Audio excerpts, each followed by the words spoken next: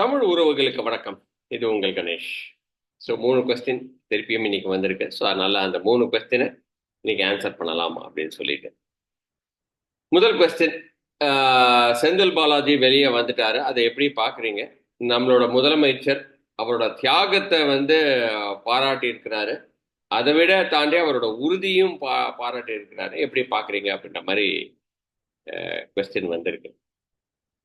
நான் சொன்னது ஏற்கனவே போன பதிவிலேயே சொன்னேன். செந்தில் பாலாஜி அவரை இந்த அளவுக்கு பாராட்டுற அளவுக்கு என்ன பண்ணிட்டாரு அப்படின்றது தான் எனக்கு புரியல. மிஸ்டர் ஸ்டாலின் அதுவும் கிட்டத்தட்ட எத்தனையோ கட்சிகள் மாறி நீங்க பாத்தீங்கன்னா லாஸ்டா அதிமுக, அமமுக, இன்னைக்கு திமுக உள்ள வராரு. உள்ள வந்த உடனே அவருக்கு ஜெயிக்கிறாரு. கரூர் அதை சுத்தி இருக்கிற 4 தொகுதியிலையும் எம்ஆர் விஜயபாஸ்கரையே எதிர்த்து ஜெயிக்கிறாரு. ஜெயிச்ச உடனே இன்னைக்கு அவருக்கு 2 பெரிய போர்ட்ஃபோலியோஸ், மிகப்பெரிய போர்ட்ஃபோலியோஸ், டாஸ்மாக் அண்ட் மின்சாரத்துறை கொடுக்கப்படுது. அவரை கிட்டத்தட்ட ஒரு இளவரசர் மாதிரி பாதுகாக்கிறாரு மிஸ்டர் ஸ்டாலின். அதுக்கப்புறம் உதயநிதி ஸ்டாலின் இன்னைக்கு அதுக்கப்புறம் விளையாட்டுத்துறை அமைச்சராக உள்ள வர்றாரு. உள்ள வந்த உடனே 2024 எலெக்ஷனை நோக்கி நம்ம நகர்ந்துட்டு இருக்கிற ஒரு காலத்துல இது என்னோட பர்சனல் ஒப்பீனியன் என்ன அப்படின்னா பிஜேபி தான் உள்ள சரி ஓகே செந்தில் பாலாஜி இருந்தானா கொங்கு மாநிலத்துல அவர் நிச்சயமா மிகப்பெரிய ஒரு அளவுக்கு இன்ஃப்ளூயன்ஸ் பண்ணுவாரு அப்படின்றது பார்த்தாங்க. அதை நல்லா புரிஞ்சுக்கிட்டாங்க. ஏன்னா இடைத்தேர்தல் வந்துச்சு இல்லையா? சேலம் இடைத்தேர்தல்லையே நம்ம பார்த்தோம். ஸோ செந்தில் பாலாஜியோட இன்ஃப்ளூயன்ஸ் எப்படி இருந்துச்சு அப்படின்னு சொல்லிட்டு. ஸோ அதனால இன்னைக்கு நம்மளோட அண்ணாமலை நிற்கணும் அப்படின்னா செந்தில் பாலாஜியை ஸ்டாப் பண்ணணும். அப்போ செந்தில் பாலாஜி எப்படி ஸ்டாப் பண்ணுறது அப்படின்னு பார்த்தோன்னா திமுக தான் ஏற்கனவே அதிமுக ஆட்சி காலத்தில் அவர் போக்குவரத்து துறை அமைச்சராக இருந்தார் மிஸ்டர் செந்தில் பாலாஜி. அப்போ அசிஸ்டன்ட் இன்ஜினியர், அதுக்கப்புறம் இன்ஜினியர், அதுக்கப்புறம் பஸ் கண்டக்டர், டிரைவர், அதெல்லாம் பணி நியமனத்துக்கு அவர் காசு வாங்கினதான் ஏற்கனவே திமுக போட்ட கேஸ் தான் அது. அந்த கேஸ்ல இன்னைக்கு அரெஸ்ட் பண்றாங்க. பிஎம்எல்ஏ கேஸ் அரெஸ்ட் பண்றாங்க. இடி அரெஸ்ட் பண்றாங்க. இடியில என்ன ஒரு பியூட்டி அப்படின்னா, இடி அரெஸ்ட் பண்ணும்போது நீங்க எல்லாருமே, அதாவது ஒரு குற்றம் நடந்திருக்கா இல்லையான்றது நம்ம ப்ரூவ் பண்ண வேண்டியது அரெஸ்ட் பண்றவங்களோட ஒரு கடமையா இருக்கும். நீ இந்த குற்றம் செஞ்சிருக்கிற, அதனால நான் உன்னை அரெஸ்ட் பண்றேன்னு. பட் இடி அரெஸ்ட் பண்ணும்போது அது மாதிரி எந்த ஒரு விஷயமும் அவங்க சொல்லணும்னு அவசியமே கிடையாது. ஸோ சடனாக உள்ள வராங்க. உள்ள செந்தில் பாலாஜி கட்டா தூக்கிட்டு போயிடுறாங்க. கட்டா தூக்கிட்டு போன உடனே அவருக்கு உடம்பு சரியில்லாமல் போயிடுது. அதுக்கப்புறம் இங்கேயே புழல் அடைச்சிடுறாங்க. அவரை டெல்லிக்கு எடுத்துட்டு போகணும், திகார் ஜெயிலுக்கு எடுத்துட்டு போகணும் அப்படின்னு சொல்லிட்டு இருந்தாங்க. ஆனால் இங்கேயே புழல்லையே வச்சிடுறாங்க. கிட்டத்தட்ட ஒரு 50 வாட்டி மேலே பெயில் கேட்டுப்பாருன்னு நினைக்கிறேன். கிட்டத்தட்ட 471 days ஆச்சு. கடைசியில் 471 daysக்கு அப்புறம் இன்னைக்கு அதாவது பிணையில வெளியே வந்திருக்கிறார், பெயிலில் வெளியே வந்திருக்கிறாரு. அவரை பாராட்டுறதுக்கு சரியா அப்படின்னு கேட்டோம்னா நிச்சயமா பாராட்டுறதுக்கு ஒண்ணுமே கிடையாது. பட் என்ன அப்படின்னு நான் திடகாத்திரமா இருந்தாரு அப்படின்றது நம்ம மறுக்கவே முடியாது. ஏன்னா நமக்கே இன்ஃபர்மேஷன் வந்துச்சு. அதாவது கபில் சிபல் தான் இவர் ரெப்ரசன்ட் பண்ணாரு. பிஜேபியில் ஜாயின் பண்ணிடுங்க அப்படின்ற அளவுக்குலாம் அவருக்கு ஆஃபர் கொடுக்கப்பட்டது. நீங்கள் பிஜேபியில் ஜாயின் பண்ணி வெளியே அப்படி நீங்கள் ஒத்துக்கிட்டீங்க அப்படின்னா நீங்கள் இம்மீடியட்டாக வெளியே வந்துடலாம், 10 நாளே வெளியே வந்துடலாம் அப்படின்னு அவருக்கு அந்த மாதிரி ஆஃபர்ஸ்லாம் இருந்துச்சு. பட் இருந்தாலும் அவர் அந்த மாதிரி ஆஃபர்ஸ்லாம் அவர் எடுக்காம, அதுக்கு தான் ஒருவேளை உன்னோட தியாகம் பெரிது, அதை விட பெரிது உன்னோட உறுதி, அந்த உறுதியாக இருந்ததுக்கு அப்படின்னு நான் பார்க்குறேன். பட் இருந்தாலும் 100% அவர் பிஜேபிக்கு போக மாட்டார். அப்படியே போனாலுமே அண்ணாமலையும் அவரும் ஏற்கனவே எலியும் பூலையுமா இருக்கிறாங்க. ஸோ அதனால அது ஒத்து வந்திருக்காது. அவர் திமுகல தான் இனிமேல் பயணம் செய்வாரு அப்படின்றதுல எனக்கு மாற்றுக்கிறது கிடையாது. பட் இருந்தாலும் அவர் வெளியே வந்த உடனே நிச்சயமா இனிமேல் அவரோட விளையாட்டை காட்டுவார். ஏன்னா 100% டாஸ்மாக் எனக்கு கொடுப்பாங்கன்னு எனக்கு தோணலை திருப்பியும். ஏன்னா ஏன்னா டாஸ்மாக்ல பெரிய ப்ராப்ளம்ஸ் எல்லாம் வந்துச்சு. அந்த 10 ரூபாய் ஜாஸ்தியா வச்சு விற்கிறாங்க அப்படின்ற ஒரு ப்ராப்ளம் வந்ததுனால ஒருவேளை அவருக்கு இந்த மின்சாரத்துறை வேற ஏதாவது கொடுக்கறதுக்கு தான் நிறைய வாய்ப்புகள் இருக்கு அப்படின்ற மாதிரி இது என்னோட பர்சனல் தாட் தான். ஸோ அதனால வந்து அவருக்கு என்ன மாதிரி ஒரு அமைச்சரவை கொடுக்க போறாங்கன்னு தெரியல. ஸோ ஸோ இனிமேல் அவரோட விளையாட்டு நிச்சயமா வந்து திருப்பி ஆரம்பிப்பாரு. 2026 எலெக்ஷன்ஸ் வேற வருது பக்கத்துல வரும்போது கொங்கு மண்டலத்தையே வந்து அவர் கண்ட்ரோல்குள்ள கொண்டு வர்றதோடைய திறமை வந்து நிச்சயமா செந்தில் பாலாஜிக்கு இருக்கு அப்படின்றதுல வந்து எனக்கு மாற்றுக்கிறதே கிடையாது. ஏன்னா வந்து அவர் வந்து என்னோட ஃப்ரெண்ட்ஸ் நிறைய பேர் வந்து கொங்கு மண்டலத்துல இருக்கிறாங்க. அவங்ககிட்ட கேட்கும் போதெல்லாம் அவங்க சொல்ற ஒரே விஷயம், செந்தில் பாலாஜி இஸ் ஒரு ஒரு கிரவுண்ட் லெவல் பொலிட்டீஷியன். அவருக்கு வந்து எப்படி வந்து மக்கள் மனசுல வந்து இடம் பிடிக்கிறது அப்படின்றது வந்து தெரியும். நீங்க வந்து மேல்தட்டு மக்களை வந்து இப்போ பார்க்காதீங்க. மேல்தட்டு மக்கள்ல கீழ்த்தட்டு மக்கள் மிடில் லெவல்ல இருப்பாங்க இல்லையா, அவங்களுக்கு வந்து செந்தில் பாலாஜினா பிடிக்கும். ஏன்னா வந்து அவங்களுக்கு என்ன வேணுமோ அதை வந்து அவர் பண்ணி கொடுப்பாரு. அவர்கிட்ட நீங்க ஒரு ரிக்வெஸ்ட் நீங்க போயிட்டீங்க அப்படின்னா உங்களை வந்து கம்ப்ளீட்டா டேக் கேர் பண்ணிப்பாரு. ஸோ அந்த மாதிரி ஒரு மைண்ட் செட்ல இருக்கிறவரு இனிமேல் தான் அவரோட விளையாட்டையே ஆரம்பிப்பாரு. 2026 வந்து கொங்கு மண்டலத்து வந்து எனக்கு தெரிஞ்சு அதிமுக அது அவங்களோட ஒரு என்ன சொல்றது அவங்களோட கோட்டையா இருந்துச்சு. இன்னைக்கு வந்து பிஜேபியும் வந்து கொங்கு மண்டலத்துல வந்து அவங்களோட அவங்க வந்து அந்த அந்த அவங்களோட பார்ட்டை எடுக்கிறாங்க. பட் திமுக வந்து எப்பயுமே கொங்கு மண்டலத்துல வந்து ரொம்ப வீக்கா தான் இருந்திருக்கு. பட் செந்தில் பாலாஜி உள்ள வந்ததுனால இன்னைக்கு வந்து மிகப்பெரிய ஒரு ஸ்ட்ராங் அமைப்பா வந்து கொங்கு மண்டலத்துல திமுக இருக்கு. அது வந்து செந்தில் பாலாஜி தான் காரணம். செந்தில் பாலாஜியோட ஆட்டம் இனிமேல் தான் ஆரம்பிக்க போகுது அப்படின்றது தான் வந்து என்னோட கருத்து. இப்போ அதே மாதிரி ரெண்டாவது கொஸ்டின் மாற்றங்கள் இருக்குமா அப்படின்ற மாதிரி கேட்டிருக்காங்க. நிச்சயமா மாற்றங்கள் இருக்கும். ஏன்னா வந்து என்னைய பொறுத்த வரைக்கும் செந்தில் பாலாஜி வர்றதுக்காக தான் வந்து நம்மளோட முதலமைச்சரும் வெயிட் பண்ணிட்டு இருக்கிறாரு அப்படின்னு தான் நான் பார்க்குறேன். ஏன்னா வந்து செந்தில் பாலாஜி திருப்பி உள்ள வந்த உடனே வெளியே, ஏன்னா வந்து நம்ம வந்து பார்க்குறோம் சென்ட்ரல்ல வந்து எல்லா இடி கேஸ்ல இருக்கிறவங்க எல்லாத்தையும் ஒன்று வந்து வெளியே விட்டுட்டு வராங்க. என்னை பொறுத்த வரைக்கும் 2024 எலெக்ஷன் வரைக்கும் தான் அது வந்து இருந்துச்சு. அந்த எலெக்ஷன் நாடாளுமன்ற எலெக்ஷன் முடிஞ்ச உடனே எல்லாத்தையும் விடுவிக்க ஆரம்பிச்சுட்டாங்க. அவங்களோட மைண்ட் செட்டே மாறிடுச்சு. ஸோ இனி எப்படியும் செந்தில் பாலாஜி வெளியே வந்துட்டாரு. இப்போ செந்தில் பாலாஜி வெளியே வந்த உடனே நிச்சயமா வந்து அதுக்காக தான் வந்து ஸ்டாலின் வெயிட் பண்ணிட்டு இருந்தாரு. யாருக்கு தெரியும், ஒருவேளை துணை முதலமைச்சராக வந்து மிஸ்டர் உதயநிதி ஸ்டாலின் கூட ஆகலாம். அதே மாதிரி வந்து இவருக்கு செந்தில் பாலாஜிக்கு வந்து மின்சாரத்துறையும் டாஸ்மாக் கொடுப்பாங்களா இல்லையான்னு எனக்கு டவுட்டா இருக்கு. பட் டாஸ்மாகும் திருப்பி கொடுக்கறதாலும் ஆச்சரியப்படுறதுக்கு இல்லை.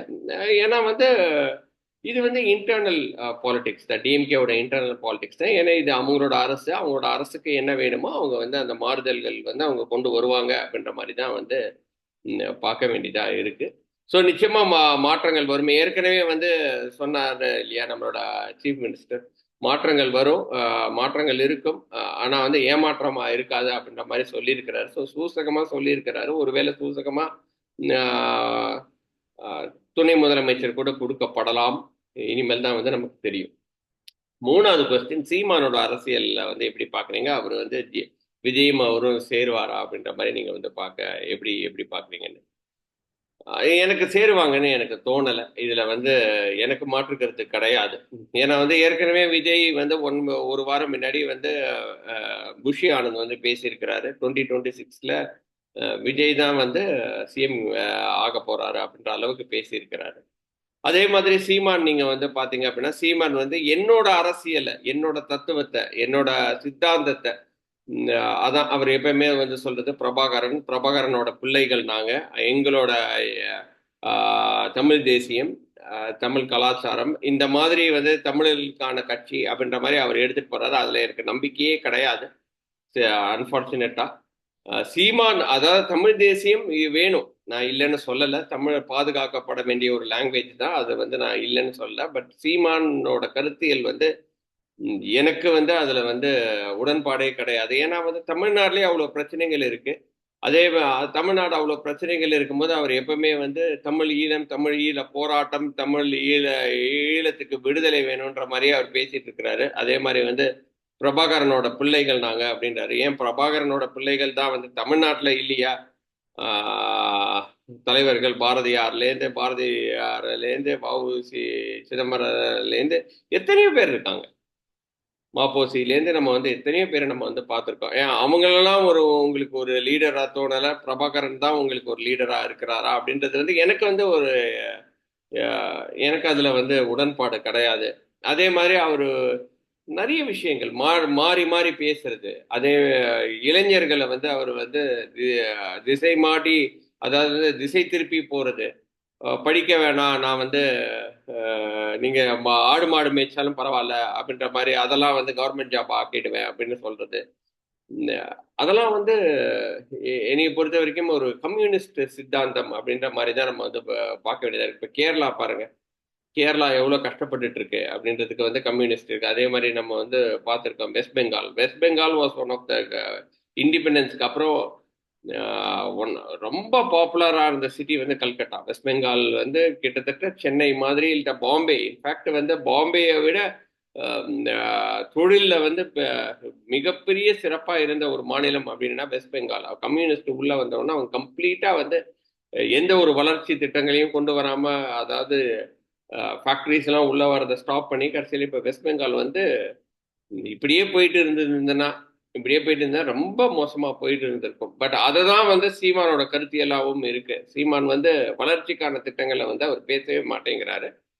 அவர் வந்து மலை சார்ந்த பகுதி, தமிழ்நாடு வளர்ச்சியை வந்து எப்படி வந்து அந்த மாதிரி இந்த மாதிரி ஃபேக்ட்ரிஸ் கொண்டு வரதெல்லாம் வந்து அவர் வந்து அவரோட கண்ணோட்டம் வந்து ரொம்ப தவறா இருக்க. வளர்ச்சிக்கான திட்டங்களை வந்து அவர் பேச மாட்டேங்கிறாரு அப்படின்றது தான் வந்து என்னோட கருத்து. அதாவது வந்து ரெண்டுமே வந்து இருக்கணும், வளர்ச்சியும் இருக்கணும், நம்மளோட இயற்கை வளங்களை பாதுகாக்கவும் செய்யணும். அதாவது அதுதான் வந்து ஒரு நல்ல அரசியலுக்கான ஒரு ஒரு தத்துவம்.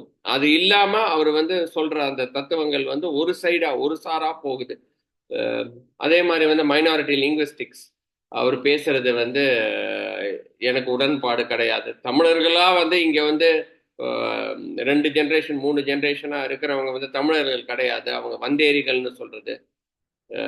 அதெல்லாம் வந்து அதனாலதான் அவரால் ஜெயிக்கவும் முடியாது அப்படின்றது வந்து என்னோட தாழ்மையான கருத்து. அது வந்து மக்கள் புரிஞ்சுக்கிறாங்களா இல்லையான்றது வந்து எனக்கு தெரியாது.